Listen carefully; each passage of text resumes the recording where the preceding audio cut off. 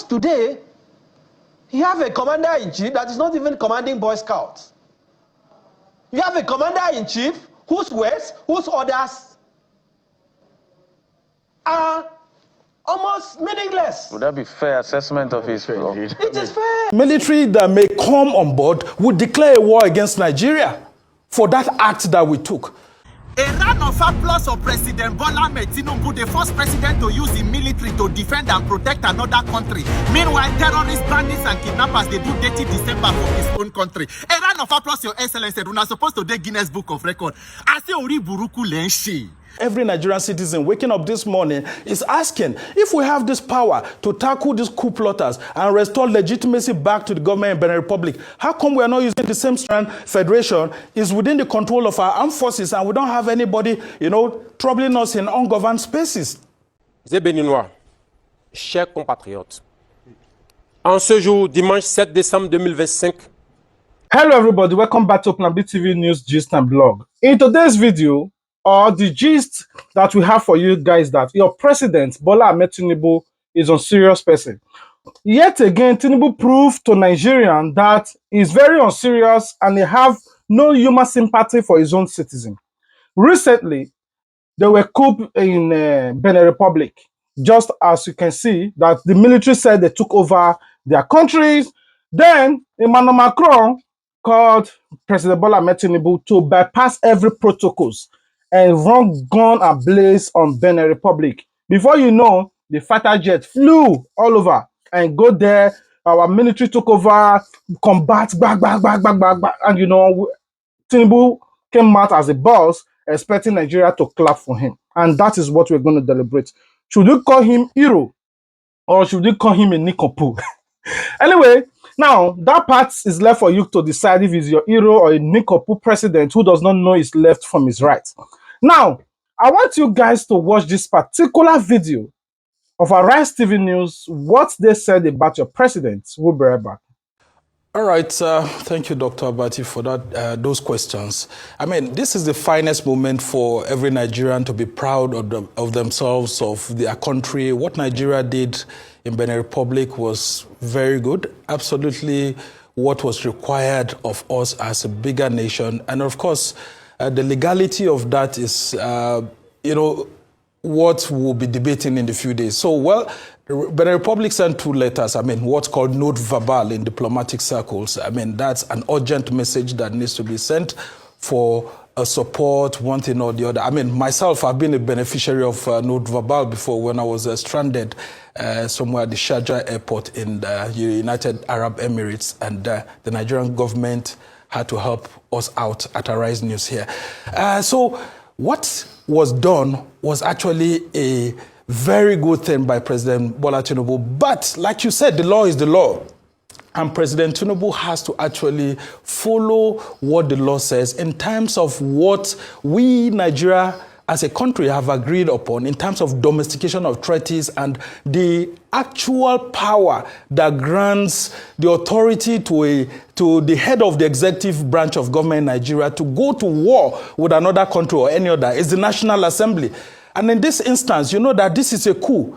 There could actually be a counter coup in Benin Republic this morning, and the military that may come on board would declare a war against Nigeria for that act that we took. So it's very, very important for us to know that it's a very serious thing that was done. And as simplistic as it looks like, we have to follow the legality of the law, because if not, it could be an impeachable offense against a sitting president, whether it's President Tinubu or any other one.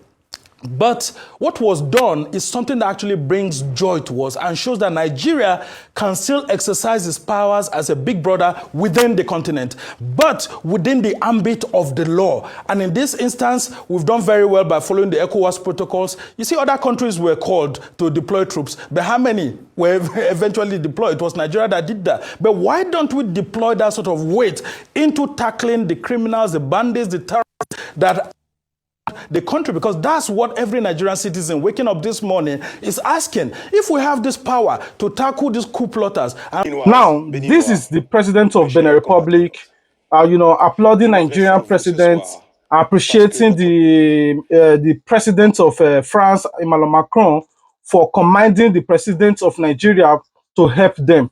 That, oh, he have regained back his office and, stuff like that. I would have loved you guys to listen, but it's in French. None of you speak French in Nigeria. All my fans are Anglophone, not Francophone. Now, this thing becomes a laughing stock in Nigeria. Like, the traditional body is now laughing Nigeria that, oh, so Nigeria, you can actually do this. Like, you can actually send your commando to go to another country to restore peace, but you cannot restore peace in your own country. I want you guys to listen to what the international body are saying to us. There, Boko Haram. So the Nigerian military can be spared to go and attack their neighbor, but they can't keep peace and stop ISIS in their own country. What kind of president is that? Well, it's a good question. I mean, Tinubu has very long-standing ties in the United States. Max Blumenthal and David Hundeyin, who's the latter is a Nigerian journalist, very famous, did a brilliant piece on Tinubu in the Gray Zone. Everyone should read it, about Tinubu's ties to cocaine trafficking networks in Chicago in his earlier years. So this is the type of guy that we're dealing with, in bed with the CIA, in bed with all these drug narco trafficking units. But of course, the West backs up the real narco terrorists like Tinubu, who, as you point out, question of why can't he do anything about this threat in his own country in Nigeria, but he launches all these airstrikes or these planes in Benin the moment there's a coup. There's a simple answer for that.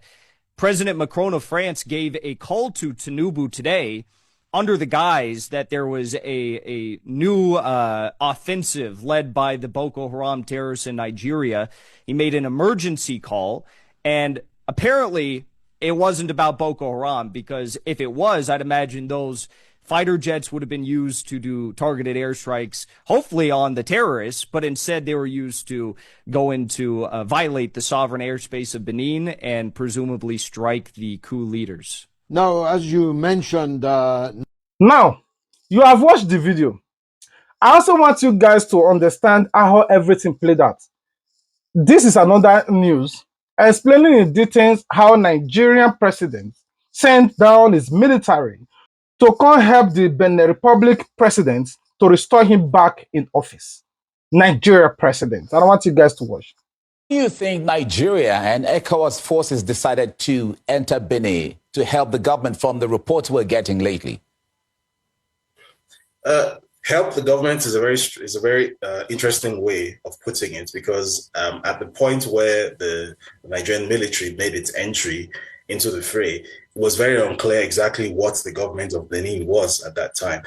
And it's also very clear that the message that was put out by the French president, Emmanuel Macron, earlier today, the timing of the message where he said that he spoke to the Nigerian president, basically signaled to everybody that essentially a geopolitical instruction was delivered from Paris to Abuja that under no circumstances must this coup be allowed to succeed. This has happened before, as recently as 2 years ago in Niger, where something very similar happened. Some very similar noises were made. At that time, the actual military invasion from Nigeria didn't end up materializing, even though the Nigerian president tried his best to make it materialize, to the point of actually circumventing the National Assembly, trying to launch airstrikes illegally in the sovereign territory of another country without Senate approval, which is against Nigerian law. This time around, it seems like the exact playbook that was meant to be followed in 2023 has been followed to the letter. This time around, before the intention even became public, these actions had already been carried out, right? These mobilizations had already been carried out. So by the time Macron came out with a statement, by the time the Nigerian authorities came out with their various statements, this was already done. They had already. So what this signifies to me is that, putting ECOWAS aside for a second, the Nigerian government and the Nigerian military specifically has a very new type of relationship with the French government.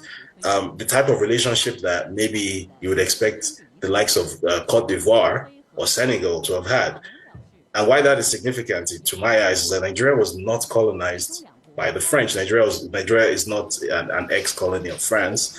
Nigeria traditionally has had some sort of firewall in its relations with France, but where since 2023, when the new Nigerian president came in, Bola Tinubu, it seems as if that firewall has been taken down, and the sort of outsized influence that the likes of the US and UK have had in Nigeria in decades past, France appears to be building up that sort of influence in Nigeria now, which is unprecedented and perhaps signifies a new geopolitical approach to maintaining French influence in West Africa, or perhaps in Africa, where France is no longer apparently seeking to just partner with its former colonies, but is actually actively seeking to expand its sphere of influence even to the Anglophone region.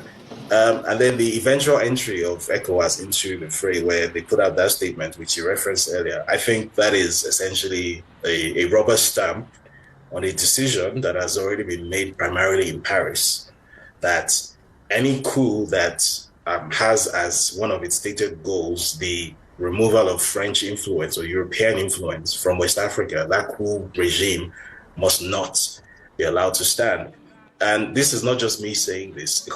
Barely a week ago, we had a supposed coup in Guinea-Bissau, which did not by any means generate any of this reaction. Guinea-Bissau is also in West Africa. It's also an ECOWAS member state. And there was none of this reaction. There was none of these frenzied statements. There was no military reaction, nothing of the sort. And the coup was actually allowed to stand, because that was a different type of coup. That was a coup that preserved the status quo, the neo-colonial status quo. This was a coup that threatened it. And clearly the geopolitical instruction from Paris is under no circumstances must this be allowed to stand. So using first and foremost Nigerian military power now, which is a new dimension, in West African public relations, where we don't know how this is going to end. And then using ECOWAS as a sort of geopolitical rubber stamp after the fact to give the decision that was made in Paris a veneer of local acceptability. When it comes to another country, Nigeria is the giant of Africa. Like, they want to prove to them, spend all their resources, heading on that country so that they want to prove that they are strong. President Bola Tinubu bypassed every protocols to go to Benin Republic to send soldiers. He didn't wait for the House of Assembly. He didn't wait for the Senate House. He didn't wait for anybody.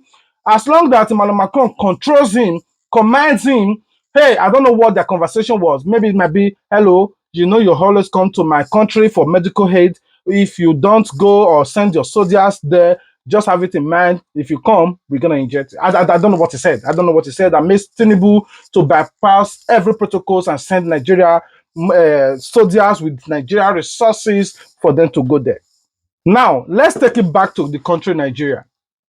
I want you guys to watch what Barrister Effiong said in his own view, though not regarding to this insurgency of Benin Republic, to talk about the security and the insecurity that is meted on Nigeria. This video was before. I saw it. I never wanted to talk about it. But I want you guys to congest it so that you will know that your president don't have even atom, was a gray, a mustard seed of love for any of you. I want you guys to watch this video. Because today, you have a commander-in-chief that is not even commanding Boy Scouts. You have a commander-in-chief whose words, whose orders are almost meaningless. Would that be fair assessment of his role? It is fair. The president is doing what he can do. What is he doing? He's welcoming the campists. He's celebrating governors who are transiting from PDP, from Labour Party, governors and lawmakers to the APC. That is what excites him. I have not seen that passion by this president to stop the killings. What have they achieved? Yesterday, announcement was made that, yesterday or 2 days ago, that this same president has ordered that policemen will be withdrawn from all VIPs in Nigeria so that policemen can be redirected to fight outward insecurity.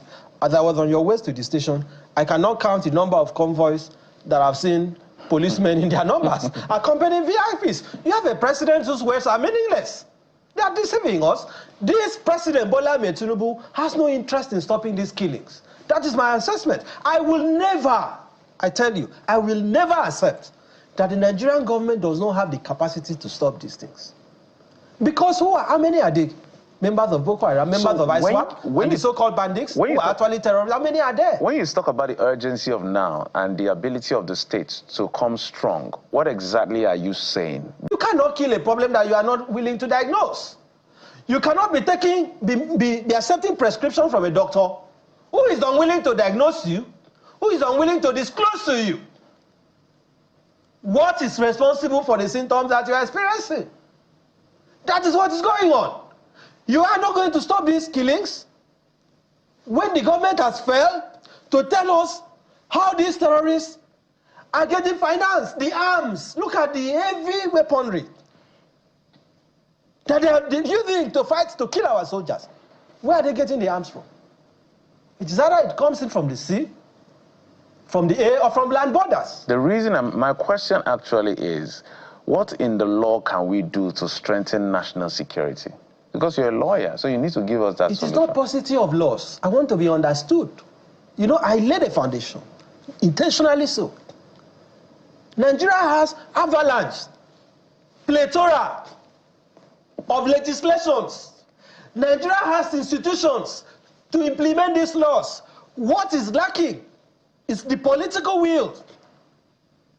The political will. To ransom. What we have seen, government after government, particularly the 8 years, the disastrous years of the Buhari regime and the Tinubu dispensation, is that those who have the capacity, those in government, they do not appreciate the urgency of now. Because how do you explain the argument about non-kinetic strategy that the likes of Gumi and his co-travelers have been propagating? That, oh, the solution does not lie in bombing and killing them. He says Southern Kaduna has produced that result.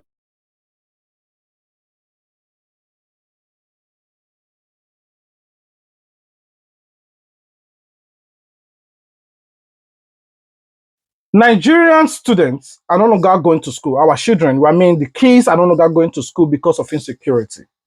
President Bola Ahmed Tinubu have unable to do something about it. In fact, schools are now closing in the northern part of Nigeria. Parents are now going to schools to take their children and said, okay, for the now, if we go school. The president have refused to even do or declare state of emergency to combat all this insurgency. If you think I'm lying, I want you guys to watch this video. It was a sudden information I got that I should come and pick my daughter because of the insecurity. Because normally today was supposed to be their visiting day, which I was already preparing. My food is on the fire right now as I'm talking to you. I bought everything only for me to get the call and say, mommy, they said we should start coming home. I was like, maybe she didn't get it. I have to call somebody in the school, which now told me that yes, the information was put on the platform last night that they should come and pick their children. The government is not doing anything, not even enough, not doing anything to me. Because I don't know why a government in Nigeria as a whole like this, with all the manpower that we have, we are lacking securities for our children. How can, within 3-4 days, children have been abducted for over 500 people, over 500 people? No, government is not doing anything about it. When we heard about this kidnapping of over 300 children that were kidnapped from their school, so we were scared. So I personally, I was scared. So when I heard about it, and this issue that happened in Chibok, those Chibok girls, the thing just played back to me like, you know, I was so afraid. I think the best thing to do, in as far as they have already put it that we should come and pick up our watch, and we are so glad to do that. And we are here to pick up our children because we don't know what is going on because of the insecurity that is in the country. Especially these children, they are girls, you understand. So that is just the reason why we came to pick up our watch this month. We are not happy with the situation that is going on in the country. We are praying that government should come to our aid, at least to see how they are going to minimize this kidnapping of a thing. It's getting too much. But with the situation we are right now, in short, Nigeria don't have a good name. But we pray that God should help us so that we can regain back our good name. These are parents complaining that their children no longer go to school. They call them, come and take your children, no school. And so in another part of Nigeria, many schools are being shut down in the rural area, taken to the urban area just because of security. Up till now, Nigeria has still deliberating to investigate who called the troops to leave the Kebbi's school before the abduction. These troops that were there, they have their names. They can actually call them and arrest them and ask who called you. They know who called them. But they want to use 5 years to investigate just one thing that can be done in a slight seconds. Now, let's talk about who are sponsoring all these bandits in Nigeria. Everybody knows the list is out. Everybody see there, the lists are out. But Nigeria government wants to use 10 years. Despite the names have been given to them, they want to use 10 years to investigate it. Do you know why?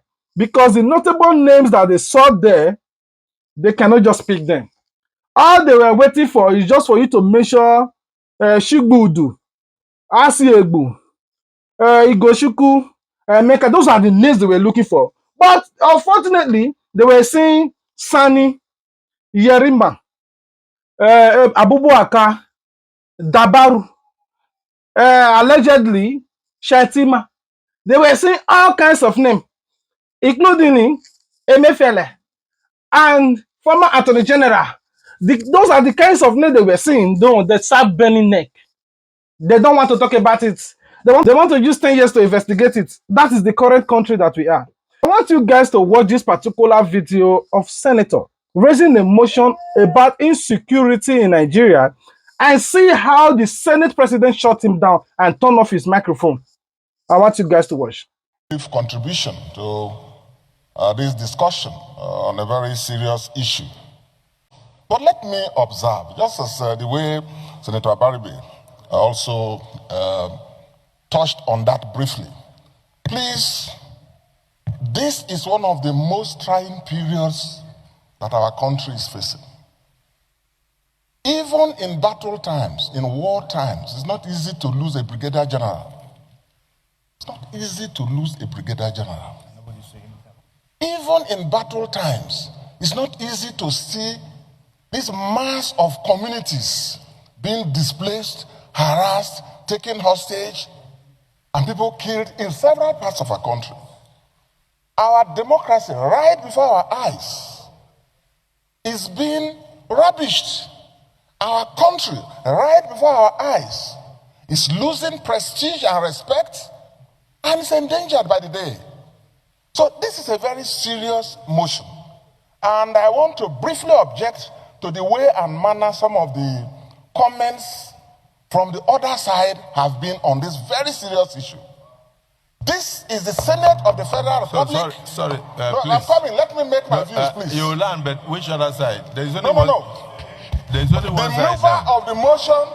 The mover of the motion. I'm coming. Before I say, please. The mover of the motion talked about. This one, Senator Dixon.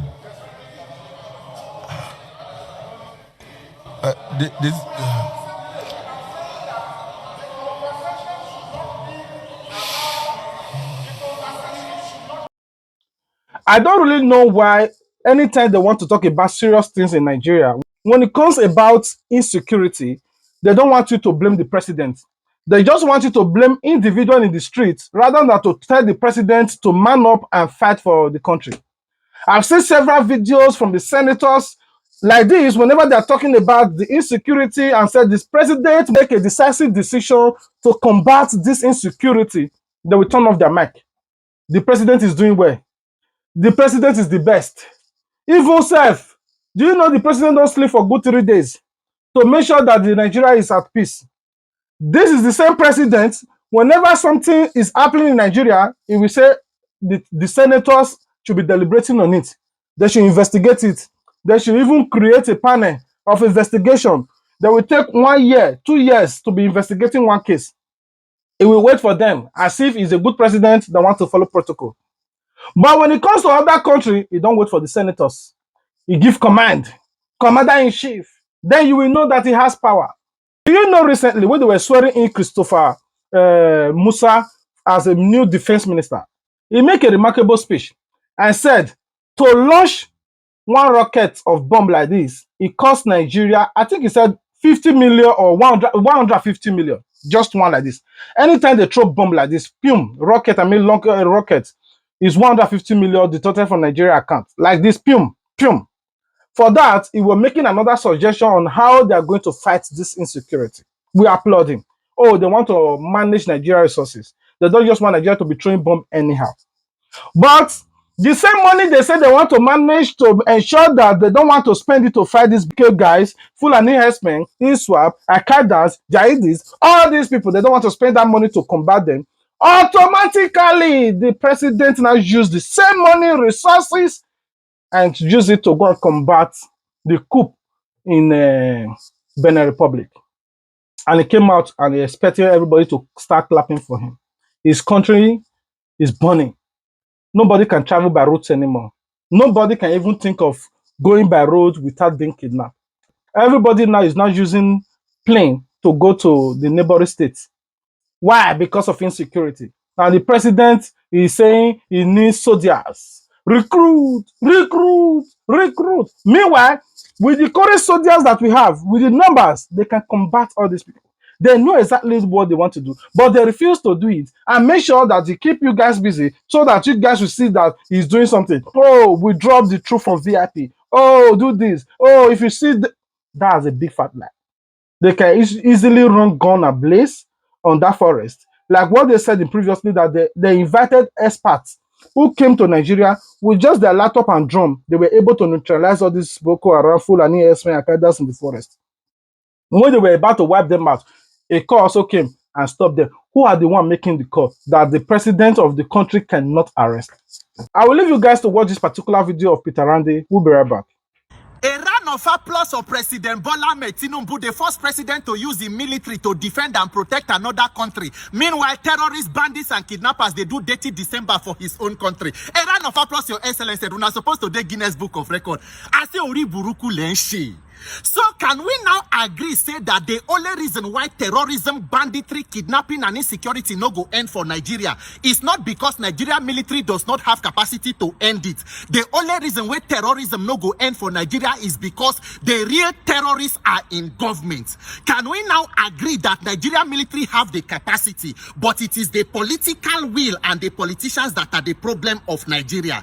So Nigerian president order military to go Benin Republic. They say coup won't happen for them. They go there, they use fighter jets on air and on land to defend the country. The tweet where they even pay me pass now, the one where President Tinubu put out, he said earlier today on my orders, the Nigerian armed forces stood gallantly in defense and protection of constitutional order in Benin Republic. Shame on you, Nigerian leadership. Shame on you, Nigerian government.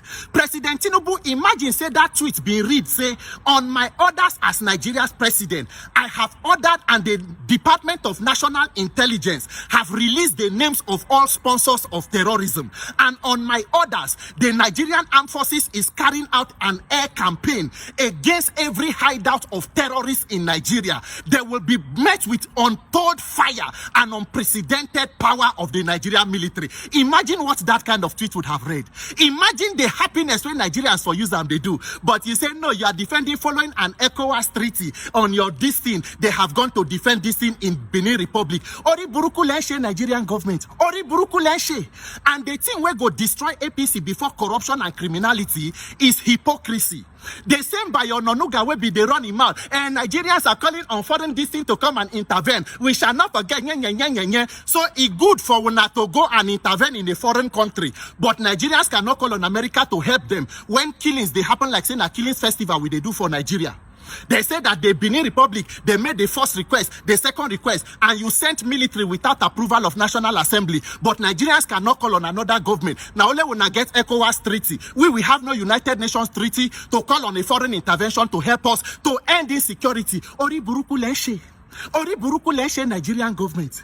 That is why Minister for Defense, the one where don't come out, he said that some terrorists they are in the bush where we say bombs cannot reach there. Bombs not fit reach there, but bombs fit reach Benin Republic to restore constitutional order. The time where coup happened for Niger, National Assembly said no, there should be no military intervention. What is the difference between Niger and Benin Republic? Why we not go Niger but we go Benin Republic? Oshilenshe. Now una self una they deceive. All this one where una they do, una know how to save democracy for Benin. But Benin Republic, according to their own constitution, presidential term limit is 5 years. Under this president, Patrice Talon, they don't convert them, amend them to become 7 years. We are not like military coup, but civilians go they do civilian coup against democracy. We are not go see that one until when petrol jam fire, everybody go start to shout, no, because French presidents don't call. That thing where we are they hide for France. One day Nigerians go no. One day Nigerians go no. But Mr. President, make una not forget say election riggers are also coup plotters. Election rigging is a coup against democracy. So the same way when they fight coup for other countries or military coup anywhere, now so make una get the same energy to fight against rigging of election. No, not be say una know what make military take over, but una go they plan to the rig election. Ori buruku nio oshini. The same way where you don't order, Mr. President, make the restore order to another country.